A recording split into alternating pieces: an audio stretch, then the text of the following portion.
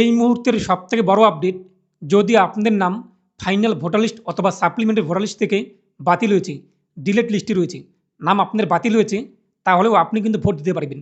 তার জন্য কি করতে হবে? কি বলল আজকে সুপ্রিম কোর্ট? যাদের নাম ডিলিট কিংবা বাতিল হয়েছে তারাও কিন্তু ভোট দিতে পারবে। তার জন্য একটি শর্ত রয়েছে। চলুন বিস্তারিত জেনে নিচ্ছি কীভাবে আপনি ভোট দিতে পারবেন, কীভাবে আপনি আপনার নাম তুলতে পারবেন, তা জানিয়ে দেবো আজকে ভিডিওতে। আর আপনি যদি এখনও পর্যন্ত ভিডিওতে লাইক না করে থাকেন অবশ্যই লাইক করে দিন। তার পাশাপাশি চ্যানেল সাবস্ক্রাইব করে পাশে ক্লিক করে নোট সরকার রাখুন পরবর্তী ভিডিও সরকার পাওয়ার জন্য। আর আপনি যদি আমাদের ফেসবুক পেজ এমডি সরকার দেখে থাকেন অবশ্যই ফেসবুক পেজটি ফলো করুন। আর অবশ্যই ভিডিওটি প্রত্যেকে শেয়ার করে জানিয়ে দিন। তো অন স্ক্রিনে দেখতেই পাচ্ছেন রাজ্যের কয়েক লাখ মানুষের নাম কিন্তু ভোটার লিস্ট থেকে বাতিল হয়েছে, আমরা প্রত্যেকে জানি। এবার সেই সমস্ত ডিলিট কিংবা বাতিল ভোটারদের জন্য সবথেকে বড় একটি সুখবর কিংবা স্বস্তির খবর দিল সুপ্রিম কোর্ট। আদালত জানিয়েছেন তালিকা থেকে নাম ডিলিট হয়ে যাওয়া মানে এই না যে আপনার ভোট দেওয়ার অধিকার শেষ হয়েছে।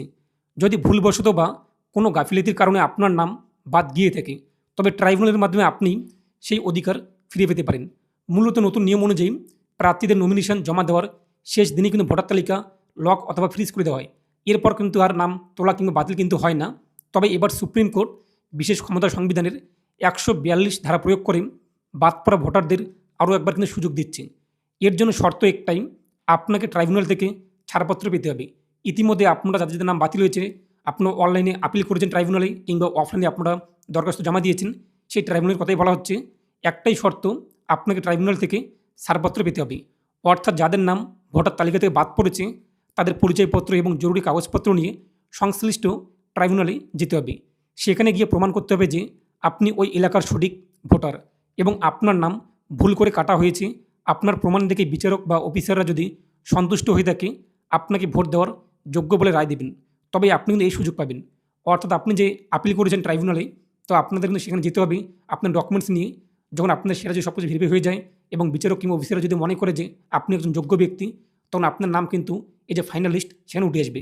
সুপ্রিম কোর্টের নির্দেশ অনুযায়ী যাদের এলাকায় 23শে এপ্রিল প্রথম দফার ভোট হয়েছে তাদের ক্ষেত্রে ট্রাইব্যুনাল যদি আগামী 21শে এপ্রিলের মধ্যে আপনার যাবতীয় তথ্য যাচাই বাছাই করে নতুন করে তালিকায় নাম তুলে দেয়, তবেই আপনি 23শে এপ্রিল প্রথম দফার নির্বাচনে ভোট দিতে পারবেন। তো আরেকবার বুঝিয়ে দিচ্ছি, প্রথম দফার ভোট 23শে এপ্রিল এবং লাস্ট সময়সীমা 21শে এপ্রিল।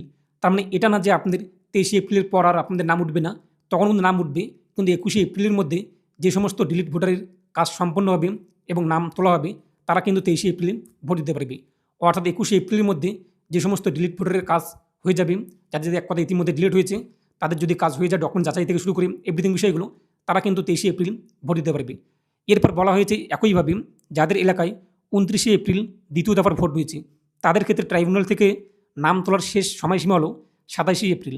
অর্থাৎ সংশ্লিষ্ট দফার ভোটের ঠিক 2 দিন আগে যদি ট্রাইব্যুনাল আপনার নাম তোলার অনুমতি দেয়, তবেই আপনি কিন্তু এই নির্বাচনে নিজের ভোটাধিকার প্রয়োগ করতে পারবেন। উল্লেখ্য, যাদের নাম এই ট্রাইব্যুনালে ছাড়পত্র পাবে তাদের জন্য শুধুমাত্র নির্বাচন কমিশনের তরফ থেকে একটি অতিরিক্ত সাপ্লিমেন্টারি ভোটার লিস্ট কিন্তু প্রকাশ করা হবে। তবে মনে রাখতে হবে, যাদের নাম ট্রাইব্যুনাল থেকে বাদ যাবে তারা এবারের নির্বাচনে কিন্তু ভোট দিতে পারবেন না, যদিও ইতিমধ্যে ট্রাইব্যুনালের কাজ কিন্তু শুরু হয়েছে। তো আশা করি বুঝতেই পারলেন যে সমস্ত বিধানসভায় 23শে এপ্রিল ভোট রয়েছে এবং যে সমস্ত বিধানসভায় 29শে এপ্রিল দ্বিতীয় দফার ভোট রয়েছে, 23শে এপ্রিল যে সমস্ত এলাকায় ভোট রয়েছে 21শে এপ্রিলের মধ্যে যদি আপনার ডকুমেন্ট যাচাই হয়ে যায় এবং আপনি একজন যোগ্য হয়ে থাকেন, যদি আপনার নাম উঠে আসেন, তাহলে আপনারা কিন্তু 23শে এপ্রিল ভোট দিতে পারবেন। এবং যে সমস্ত বিধানসভায় 29শে এপ্রিল ভোট রয়েছে এবং 27শে এপ্রিলের মধ্যে যদি আপনার নাম ট্রাইব্যুনাল থেকে ছাড়পত্র চলে আসে যে আপনি ক্লিয়ার, সব কিছু ঠিকঠাক রয়েছে, আপনার ভুলবশত ডিলিট হয়েছে, আপনার নাম তুলে দেওয়া হলো, তাহলে আপনি 29শে এপ্রিল ভোট দিতে পারবেন। তবে এখানে একটি প্রশ্ন এখন, যে আপনাদের কোথায় যেতে হবে কাগজ নিয়ে, আপনার বাড়ি থেকে নোটিশ আসবে কিনা, এ নিয়ে কিন্তু এখনও পর্যন্ত কোনো আপডেট নেই। হয়তো আপনাদের যেরকম এসআর হিয়ারিং হয়েছে আপনার বাড়িতে নোটিশ আসতে পারে যে এই অ্যাড্রেসে আপনার যেতে হবে ডকুমেন্টস নিয়ে, কিংবা এমনটাও হতে পারে যে সমস্ত নথি আপনি জমা করেছেন সেই সমস্ত নথি যাচাই করে যদি সব কিছু ঠিকঠাক থাকে আপনার নাম কিন্তু লিস্টে চলে আসবে। এখন প্রশ্ন, যদি আপনার বাড়িতে নোটিশ চলে আসে তাহলে আপনার সেখানে যেতে হবে ডকুমেন্টস সহকারে, আর আপনি যে সমস্ত ডকুমেন্ট জমা করেছেন যদি সেগুলোতেই ট্রাইব্যুনাল কমিটি সন্তুষ্ট হয়ে থাকে তো আপনার নাম কিন্তু তুলে দেবে। এখনও পর্যন্ত এটা আপডেট নেই যে কোথায় যেতে হবে, কোন অফিসে যেতে হবে ইত্যাদি বিষয়। তো পরবর্তী দিনে আমরা আরও বিস্তারিত জানতে পারবো। তবে আমি আমার তরফ থেকে একটি সাজেশন দেবো। তো আপনারা এই মুহূর্তে যাদের নাম বাতিল হয়েছে কোনো ভালো উকিল ধরুন, উকিল ধরে তাদের সঙ্গে আলোচনা করুন যে ইতিমধ্যে যেহেতু আজকে সুপ্রিম কোর্ট রায় দিয়েছে 21শে এপ্রিল এবং 27শে এপ্রিলের মধ্যে যাদের নাম উঠবে তারা ভোট দিতে পারবে এবং আপনারা ডাকা হতে পারে ট্রাইব্যুনালে ডকুমেন্ট যাচাইয়ের জন্য। তখন আপনি বিচারক কিংবা আধিকারিকদের সামনে কীভাবে কথা বলবেন, যদি আপনাদের একজন উকিল থাকে তখন আপনাদের কিন্তু আরও সেটা সমাধান এক কথায় যে প্রবলেমটি আপনাদের সেখানে খুব তাড়াতাড়ি সলিউশন হতে পারে। তাই আপনি একজন অভিজ্ঞ এবং ভালো উকিলের পরামর্শ নিন। এটা কিন্তু আমার সাজেশন, এবং আপনারা নাও নিতে পারেন, সেটা আপনাদের ব্যক্তিগত ব্যাপার। তবে আমি আমার তরফ থেকে এটাই সাজেস্ট করব, আপনি এই মুহূর্তে একজন ভালো উকিলের সঙ্গে পরামর্শ নিন। কী কারণে আপনার নামটি বাতিল হয়েছে, আপনার বাড়িতে 4 জন ছিল, 6 জনের কারণ থেকে বাতিল করা হয়েছে, নাকি নামের মিসম্যাচ কারণে, নাকি আপনাদের লিঙ্কেজ সমস্যার জন্য, ইত্যাদি কী কারণে, সে নিয়ে আপনার উকিলের সঙ্গে পরামর্শ নিন।